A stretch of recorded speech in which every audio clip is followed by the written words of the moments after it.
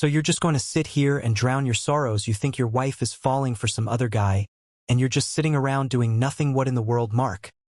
Mandy demanded, sliding into the booth across from her brother. Mark lifted his glass, eyes dull and tired.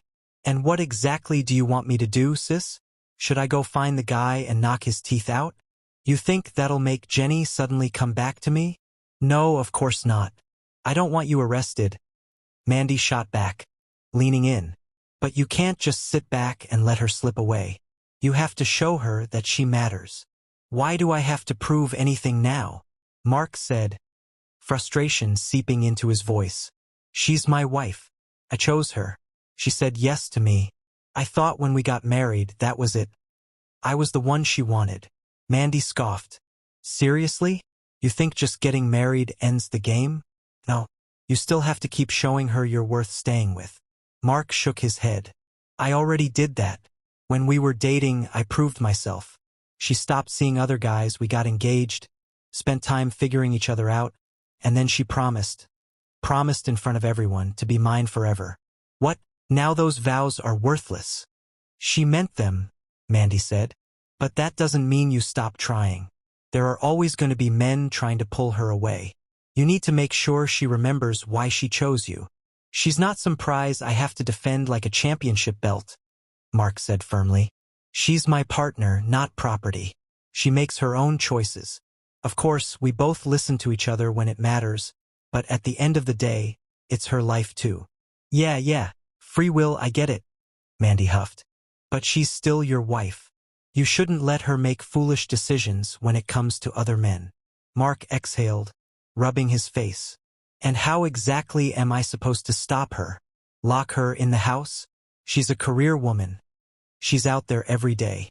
I got my own job, my own duties. I'm supposed to trust her. Mark, women appreciate knowing their man would stand up for them, Mandy said. You remember Jason Hadley? Mark narrowed his eyes. Yeah, the guy at the Independence Day event. Exactly, Mandy said. You went full beast mode on him when he tried groping Jenny. Took multiple people to hold you back. Everyone saw how much you cared. That was different, Mark replied. She was trying to push him off. I wasn't defending my pride. I was protecting her. And yeah, I nearly put the guy in the hospital. See? That's the kind of effort I'm talking about. Mandy pushed.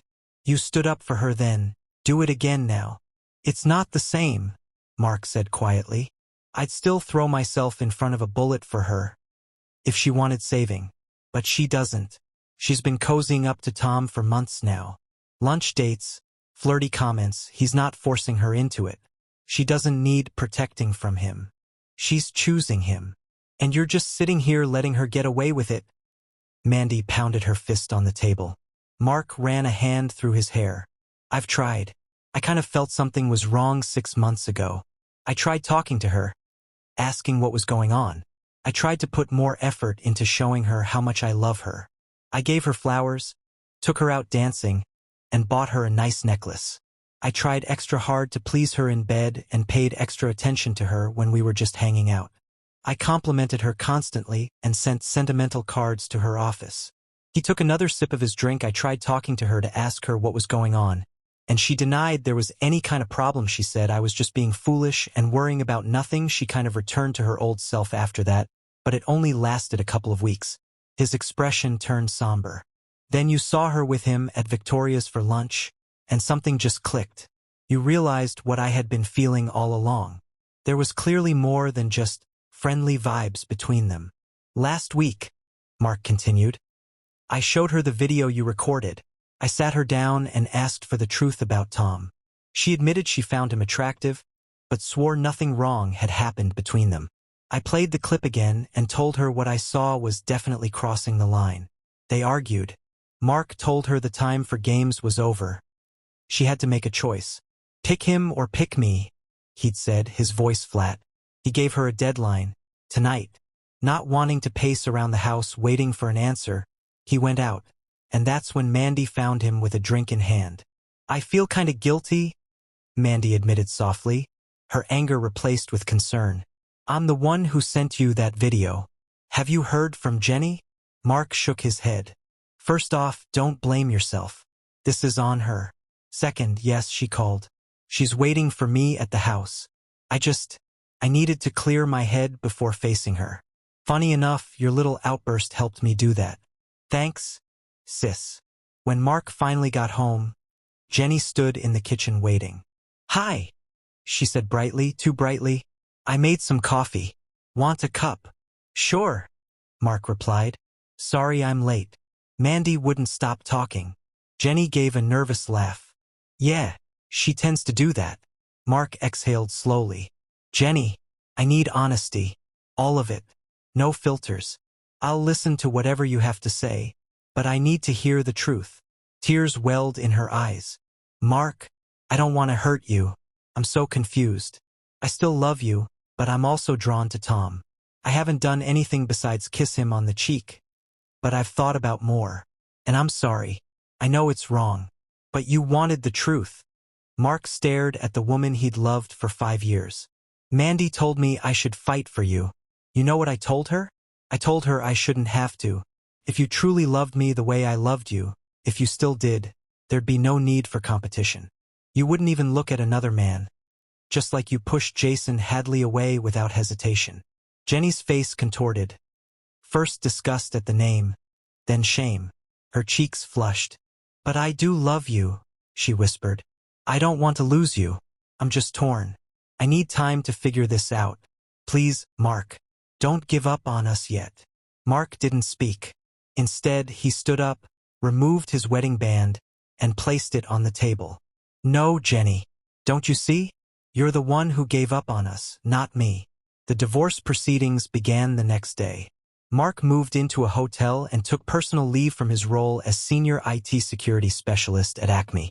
Jenny kept calling, texting, begging for a second chance. Mark said nothing, but he wasn't idle. 3 days in, he finally picked up the phone. Mark, please, Jenny cried. Talk to me. I told Tom it's over. Did you? Mark's voice was disturbingly calm. Strange, because I accessed your work emails.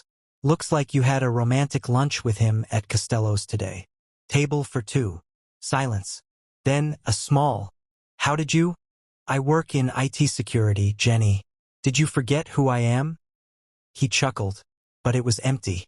Don't worry. Go ahead and explore your feelings, because I'm doing some exploring too. He ended the call.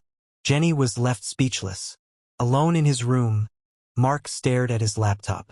He'd already installed surveillance tools on both her work and personal devices. He knew all the tricks. He'd built their home network, managed their shared passwords. Jenny had never changed a single one. If you want to play games, Jenny, he muttered into the quiet. Then let's play. Over the following days, Mark built his arsenal. He logged every message between her and Tom, monitored every private meeting, and even accessed Tom's HR file. The guy had bounced between 4 companies in 5 years, each exit tied to a workplace fling. Despite her claims, Jenny and Tom hadn't stopped. Their texts grew more explicit. Hotel bills confirmed 2 recent meetings at Westwood Inn. When Mandy visited Mark at the hotel, she barely recognized him.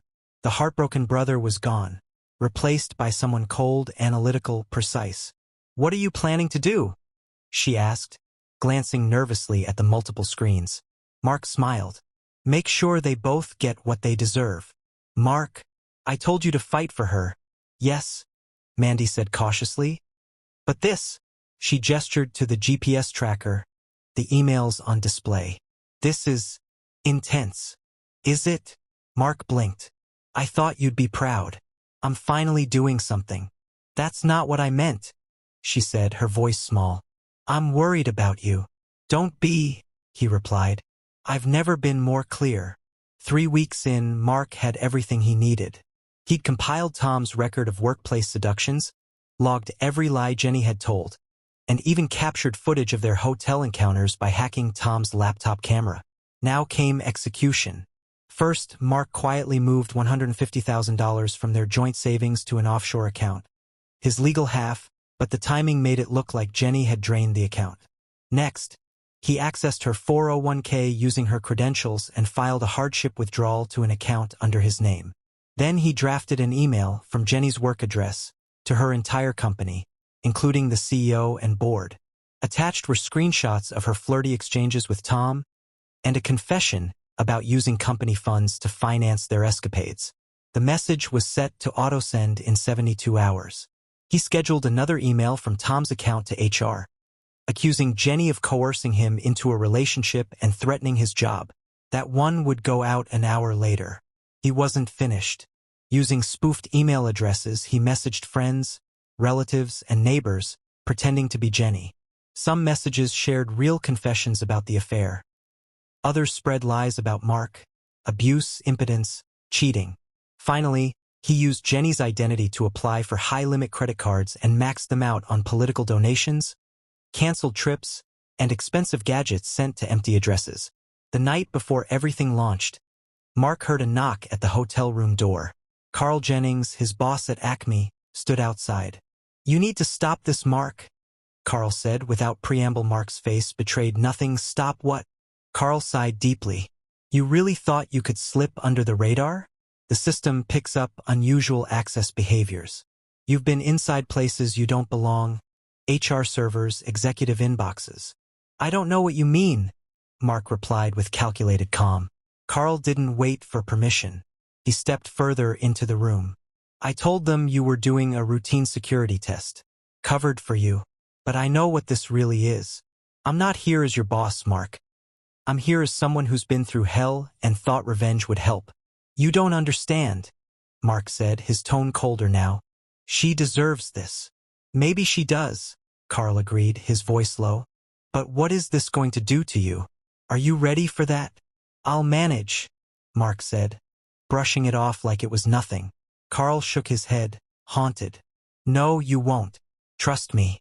When my wife left me for a man I called my closest friend, I retaliated hard. I ruined them, tore down their careers, exposed them to everyone. She lost custody of our kids. Felt like justice." He paused, then continued, his voice breaking. "But my kids grew up hating me. I became the villain. My career never recovered. I'm still carrying a hole in my chest I can't fill. That's what revenge gives you." Mark stared blankly. "This is different." "It never is," Carl said quietly. "Revenge always costs more than you're ready to pay." After Carl left, Mark sat frozen in front of his laptop. His finger hovered above the key that would erase everything he'd scheduled. But then he remembered Jenny's words. "I want to explore those feelings, but please don't give up on us." He shut the laptop, leaving everything as it was. The plan remained in motion. What followed was precise and brutal.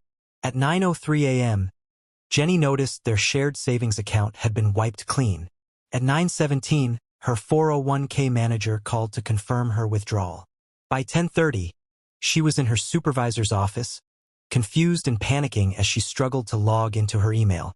At 11 o'clock, the dam broke.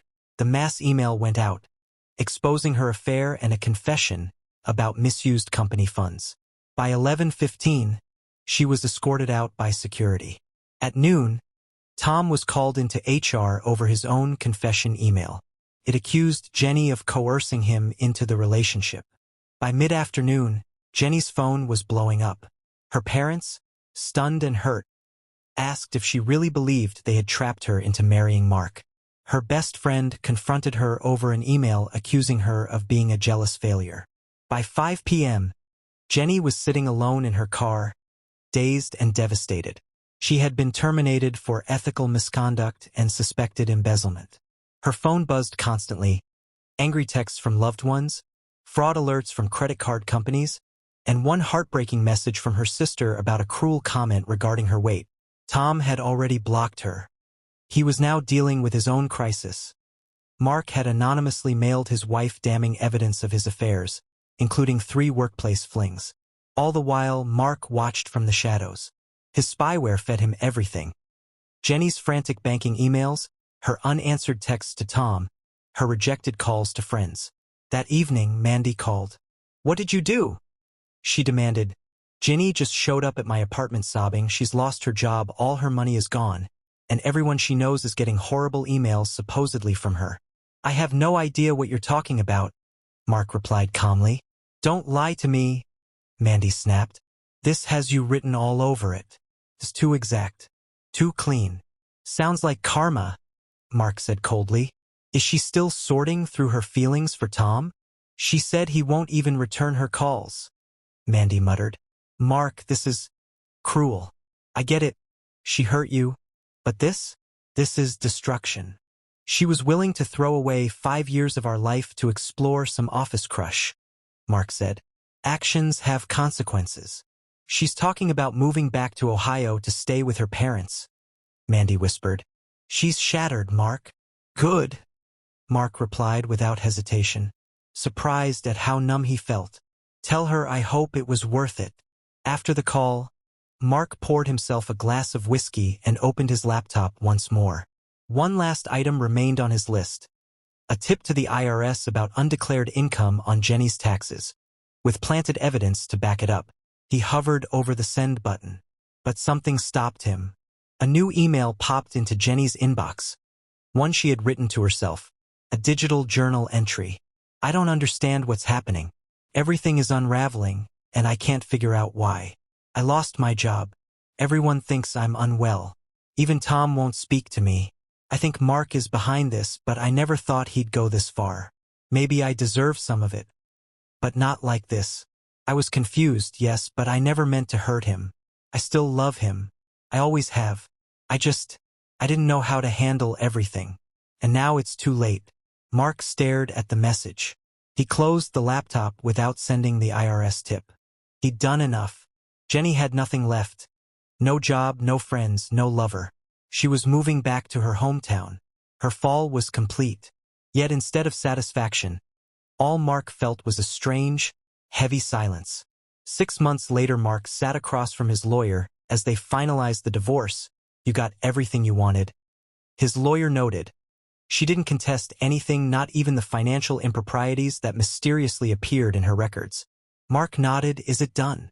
Just need your signature here, the lawyer said, sliding the papers across the desk. She's already signed her copy. Mark picked up the pen and signed. Any idea where she ended up? The lawyer shrugged. Word is she's back in her hometown. Retail work.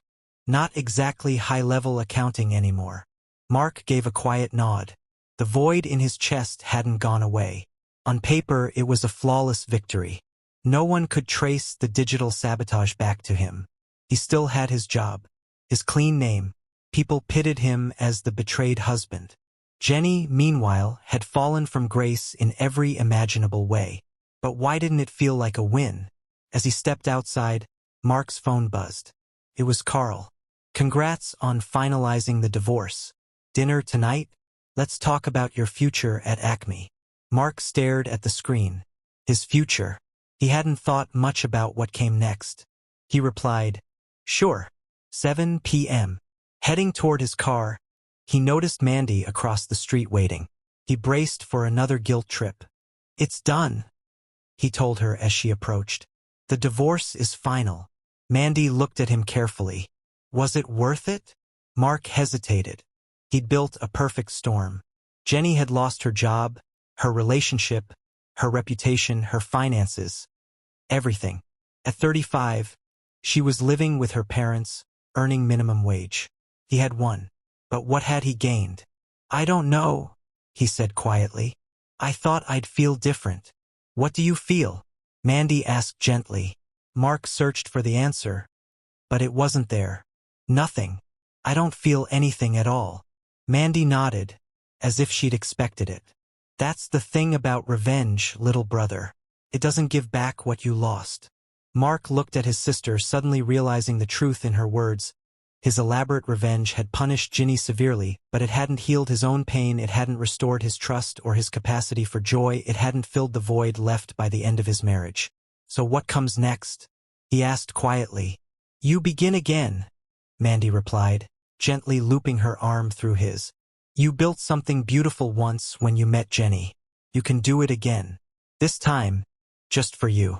As they walked away from the law office, Mark couldn't help but question whether he had truly come out on top. Yes, Jenny had paid the price. She lost everything. Her job, her lover, her social standing.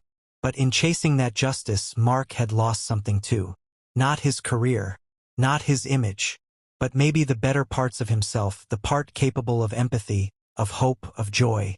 That version of him had gone quiet, buried beneath cold calculation and sleepless nights spent plotting.